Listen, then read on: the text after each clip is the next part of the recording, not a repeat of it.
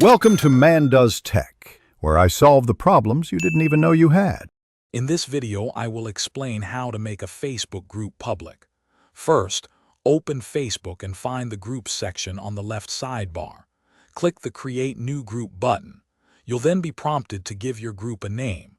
Choose something clear and relevant to your community's purpose. This is the first step to building your online space.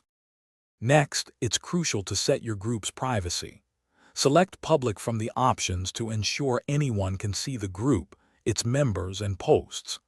After setting privacy, you can start inviting friends to join. Don't forget to upload an engaging cover photo and write a compelling description to attract more members and explain your group's focus.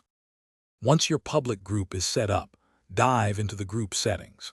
Here, you can customize options such as requiring post approvals or managing member requests. It's also a good idea to establish clear group rules to foster a respectful community. Facebook provides robust admin tools to help you moderate content and ensure a positive experience for everyone. Finally, to make your public group thrive, focus on engagement. Regularly post interesting content, ask questions, and encourage members to share their thoughts.